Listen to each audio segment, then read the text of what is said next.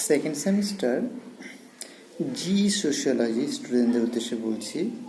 তোমাদের আজকে যে ভিডিও লেকচারটি দিচ্ছি সেটা হচ্ছে আত্মীয়তা সম্পর্কের গুরুত্ব, ইম্পর্টেন্স অফ কিনশিপ, অর্থাৎ ইম্পর্টেন্স অফ কিনশিপ বা আত্মীয়তা সম্পর্কের গুরুত্ব কী যদি আসে তোমাদের সেভাবে তোমরা দেখতে পারবে। তো আত্মীয়তা সম্পর্ক কি? আত্মীয়তা বা কিনশিপ। এই কিনশিপ কথার বাংলা প্রতিশব্দ হচ্ছে আত্মীয়তা। আর এই কিনশিপের শব্দটি, কিনশিপ শব্দটি কিং, এই ইংরেজি শব্দটি সঠিক বাংলার প্রতিশব্দ পাওয়ার ব্যাপারে অসুবিধাও রয়েছে। এই কারণে কিন অর্থে আত্মীয়, কুটুম্ব, জ্ঞাতি বা গোষ্ঠী প্রভৃতি শব্দ ব্যবহৃত হতে দেখা যায়। তবে জ্ঞাতি বলতে মূলত পূর্বপুরুষের বংশ কি বোঝায়, অর্থাৎ জ্ঞাতি শব্দটি নির্দিষ্ট বা সীমাবদ্ধ অর্থে ব্যবহৃত হয়ে থাকে। প্রকৃতপক্ষে রক্ত সম্পর্কিত আত্মীয় বোঝাতে ইংরেজি কিং শব্দটি ব্যবহার করা হয়। নৃতাত্ত্বিক বিচারে পরিবারের স্বামী ও স্ত্রী পৃথক পৃথক পরিবার থেকে আসা ব্যক্তি, তারা আগের থেকে সম্পর্কিত জ্ঞাতি নয়। বৈবাহিক সূত্রে আবদ্ধ ব্যক্তিবর্গের পরিপ্রেক্ষিতে আত্মীয়তার সম্পর্কের সৃষ্টি হয়, অর্থাৎ আত্মীয়তার সম্পর্ক কথাটি অধিকতর ব্যাপকভাবে অর্থবহ। রক্তের সম্পর্ক বা বৈবাহিক সূত্রে আত্মীয়তার বন্ধনের সৃষ্টি হয়। রক্ত বা বংশসূত্রে আবদ্ধ ব্যক্তিবর্গ হল রক্ত সম্পর্কিত জ্ঞাতি বা গোত্রভুক্ত ব্যক্তিবর্গ, কিন্তু বৈবাহিক সূত্রে যারা সম্পর্কযুক্ত তারা গোত্রভুক্ত নয়, তবে তাদের বৈবাহিক জ্ঞাতি বলা যেতে পারে। সুতরাং কিনশিপ অর্থে আত্মীয়তার সম্পর্ক কথাটি অধিকতর গ্রহণযোগ্য বলে প্রতিপন্ন হয়। সামাজিক সংগঠনের মূলে আত্মীয়তার সংগঠন বর্তমান। বিবিধ সূত্রে আত্মীয়তার সম্পর্কর সৃষ্টি হয়। এ প্রসঙ্গে পূর্বপুরুষের সঙ্গে জৈবিক সম্পর্ক, বৈবাহিক সম্পর্ক, দত্তক গ্রহণ সূত্রে সৃষ্ট সম্পর্ক, কাল্পনিক সম্পর্ক প্রভৃতি।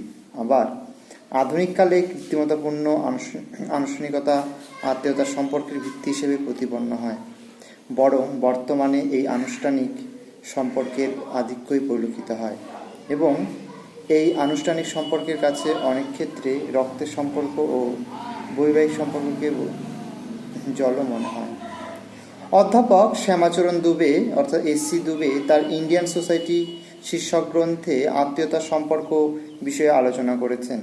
তার অভিমত অনুযায়ী রক্তের সম্পর্ক বা বৈবাহিক সূত্রে সমস্ত ব্যক্তিবর্গের মধ্যে সম্পর্কের সৃষ্টি হয়, একেই বলে আত্মীয়তার সম্পর্ক। রক্তের সম্পর্কবাচক আরও একটি পদ হল জ্ঞাতিত্ব।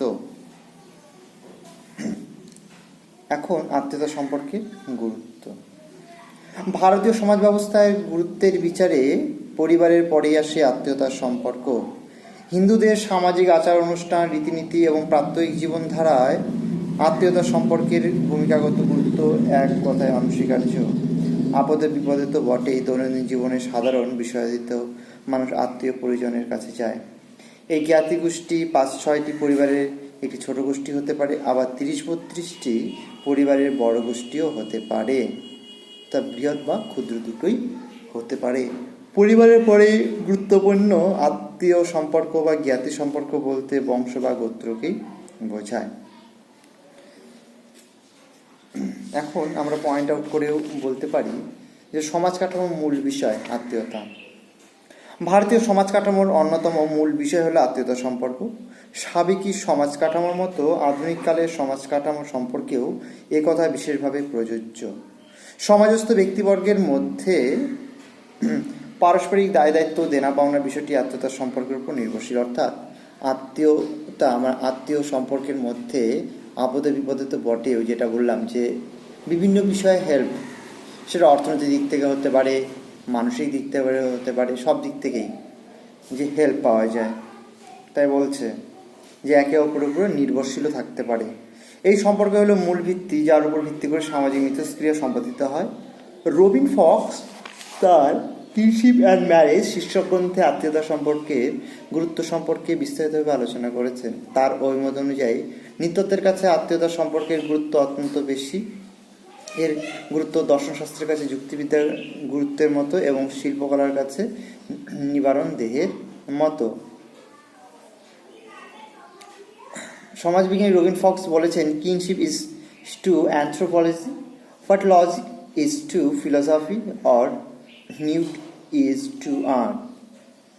2 নম্বর, জ্ঞাতি সম্পর্ক ও সম্পত্তির উত্তরাধিকার। প্রাচীনকালে মানব সমাজের কাঠামোর পর্যালোচনার ক্ষেত্রে আত্মীয়তা সম্পর্কে একটি পদ্ধতি হিসেবে গণ্য করা হতো বা ধরা হতো। আমেরিকান ইন্ডিয়ান সমাজের সংগঠন ব্যাখ্যার ক্ষেত্রে মর্গান আত্মীয়তার সম্পর্ক বিচার বিশ্লেষণ করেছেন। সেখানকার সমকালীন পারিবারিক কাঠামো পর্যালোচনা এবং ব্যক্তিগত সম্পত্তির মালিকানার স্বরূপ নির্ধারণের ব্যাপারে মর্গান জ্ঞাতি সম্পর্কের বিবিধ পদ বিচার বিবেচনা করেছেন। জ্ঞাতি সম্পর্কের পদসমূহ এক্ষেত্রে তাৎপর্যপূর্ণ। উদাহরণ হিসেবে বলা যায় যে, কেউ কাউকে বাবা বললে ডাকলে বুঝতে হবে যাকে ডাকছে সে হলো পিতা এবং যে ডাকছে সে হলো সন্তান। আবার সংশ্লিষ্ট ভদ্রলোকের ব্যক্তিগত যাবতীয় সম্পত্তির উত্তরাধিকার ওই সন্তান। 3, আর্থরাজনৈতিক কাজকর্মের গুরুত্ব। মানব সমাজে আর্থরাজনৈতিক কাজকর্মের পরিপ্রেক্ষিতে আত্মীয়তার সম্পর্ক অতিমাত্রায় অর্থবহ বা অর্থযুক্ত। এ কথা আদিমকালের সমাজের মতো আধুনিককালের সমাজ ব্যবস্থা সম্পর্কেও প্রযোজ্য। প্রাচীনকালের আদিম সমাজের মানুষ একসময় বহির্গোত্র বিবাহ ব্যবস্থা অনুসরণ করতে আরম্ভ করে। এই সময় বিবাহের পাত্রপাত্রী বাছাই করার ব্যাপারে কতগুলি বিষয়ের উপর গুরুত্ব আরোপ করা হতো। এই সমস্ত বিষয়ের মধ্যে উল্লেখযোগ্য হল জীবজন্তু শিকারের অনুকূল অঞ্চল, বনভূমি, জলাশয় প্রভৃতি। কারণ বৈবাহিক সম্পর্ক সূত্রে সংশ্লিষ্ট অঞ্চলে স্থায়ীভাবে স্থানান্তর ও বসতি স্থাপন সম্ভব হতো। এইভাবে আত্মীয়তার সম্পর্ক আর্থরাজনৈতিক কাজকর্মের পরিপ্রেক্ষিতে গুরুত্বপূর্ণ প্রতিপন্ন হয়। নেক্সট, সমাজ কাঠামো বিশ্লেষণের ক্ষেত্রে গুরুত্ব। রক্তের সম্পর্ক, বিবাহ, দত্তক গ্রহণ অথবা আনুষঙ্গিক কাল্পনিক কারণে সমাজস্থ ব্যক্তিবর্গের মধ্যে আত্মীয়তার সম্পর্কের সৃষ্টি হয়।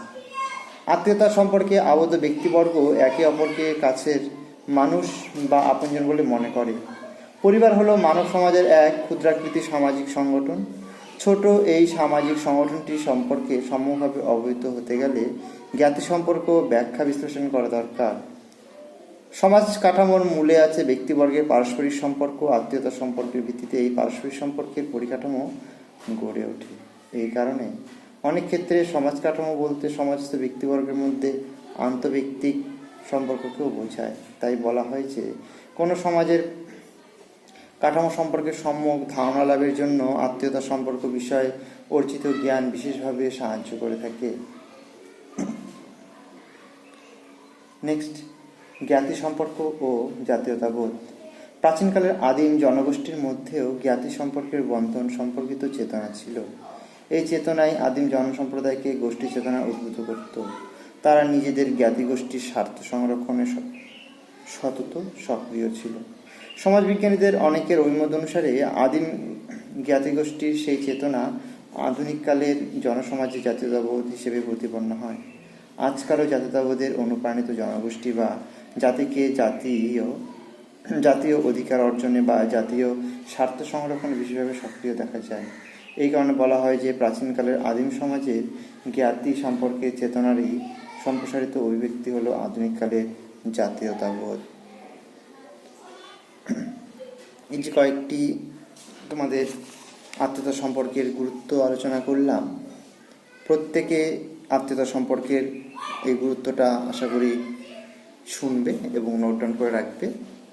কিছু কিছু স্টুডেন্ট 1-2 জন আমাকে SMS ফোন করেছিল এবং হোয়াটসঅ্যাপে বলেছিলে তোমরা যে, স্যার কিছু প্রশ্ন যদি আপনি যদি দেন আমাদের তাহলে সুবিধা হয়।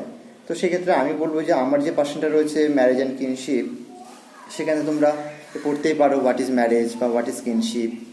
তো তোমরা এভাবে পড়তেই পারো যে, বিবাহ কাকে বলে, বিবাহের প্রকারভেদ আলোচনা করো, বিবাহের বৈশিষ্ট্য, বিবাহের গুরুত্ব, সমাজ জীবন, এভাবে আসলে সমাজ জীবনে বিবাহের গুরুত্ব আলোচনা করো।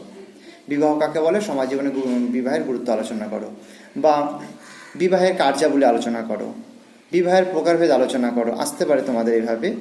তো আমি আলাদা করে প্রশ্ন করে এইভাবে দিচ্ছি না, আমি তোমাদের বলেই দিচ্ছি যে, তোমাদের তো আর এখন ক্লাসে বসে বা ক্লাস নিচ্ছি না আমি শ্রেণীকক্ষে বসে। তো সেক্ষেত্রে আমি তোমাদেরকে লিখে যে হোয়াটসঅ্যাপ করে দেবো সেটাও করছি না। তোমরা এই আমার লেকচারের মধ্যে দিয়ে তোমরা শুনতে পারো যে এখানে কী কী ধরনের আমার পার্সেন্ট থেকে প্রশ্ন আসতে পারে।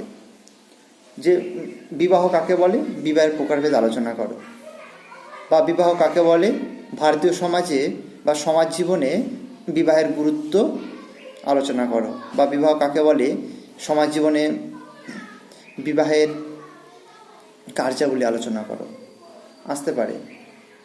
এবং বিবাহের নিয়মাবলী আলোচনা করো। ভারতীয় সমাজ ব্যবস্থায় বিবাহের গুরুত্ব আলোচনা করো, আসতে পারে।